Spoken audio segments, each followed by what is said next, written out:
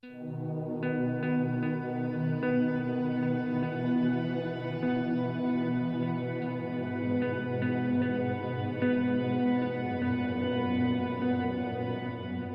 name is Dr. Natasha Andriadis. I'm a fertility specialist and gynaecologist located in Sydney, Newtown at the RPA Medical Centre.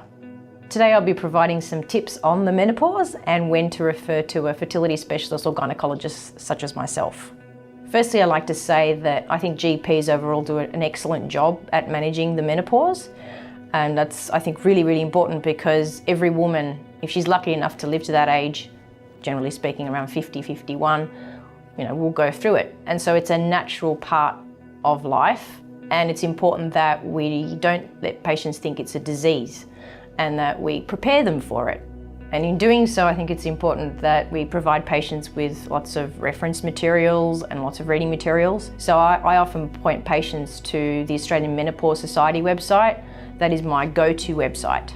Depending on the patient and their specific issues with the menopause, so if a woman has a dry vagina, I will direct her to a certain book around that topic, for example. So I think giving patients lots of resources and references is very important, and I think generally GPs do that quite well.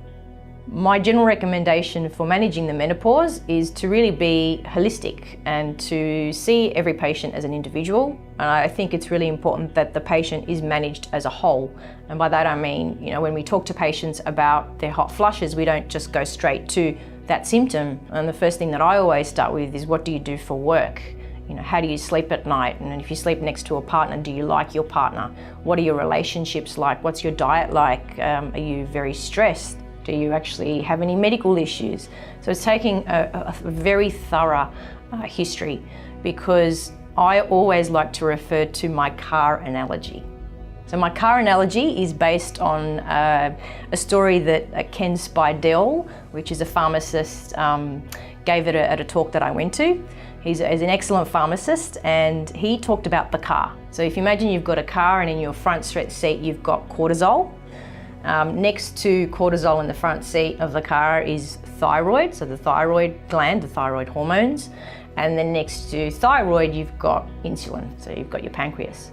And then in your back seat, you've got things like progesterone, testosterone, and estrogen, estradiol, that group of estrogens. And it's really important that we explain that to patients, because if a patient is very stressed and not sleeping well at night, then cortisol is really driving that car, and no matter what you do to help replace her progesterone, help her hot flushes, it's going to be very hard.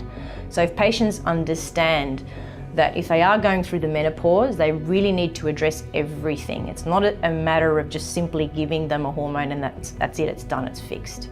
Patients really appreciate being given options, and it's then up to them to choose what options they like, and it's about giving them control. So I think it's really important that we give them pharmacological and non-pharmacological options. So non-pharmacological options that have been proven to help with hot flushes are things like cognitive therapy and mindfulness. Acupuncture, Chinese medicine, I think these are all important to discuss with patients, and then again the patient make that decision. And then of course we've got the pharmacological options. There are so many pharmacological options that I actually bring up the Australian Menopause Society worksheet, so I can actually show patients on the screen how potentially vast our options are, but how complex HRT, hormone replacement therapy, or what they call now menopause replacement or menopause hormone therapy is. So I think it's really important to give that patient that insight. A bit about terminology. Premature menopause has been renamed premature ovarian insufficiency. That's generally when a woman has gone through premature changes before the age of 40. And we say insufficiency because we still know that a woman can ovulate spontaneously and may still fall pregnant. So that's why we reframe that as premature ovarian insufficiency. It's also better for the patient that she's not kind of coined someone as with a failure. So I think it's important for patients to be cuddled in that way. I, as a fertility specialist, see a lot of women with premature ovarian insufficiency because they are generally women who are still in the general childbearing years, and a lot of them haven't had children and they really want a child. So they come to see me because they want to discuss their options, and that could be a certain number of options, but generally speaking it's egg donation. So that's very much in the fertility specialist realm. Other times to refer to a gynaecologist would be if a GP really has no interest in the menopause because they've got so many other things that they'd rather look into. When they have a challenging patient where they really don't know whether a patient should be safe enough to go on a certain drug. So they're generally the most common reasons why GPs would refer. Also for second opinion, I think it's important that GPs refer just purely for a second opinion and say, hey doctor, do you think that this is a good form of treatment for this patient? And I'm happy just to see a patient as a one-off and say, yeah, I think what you're doing is great.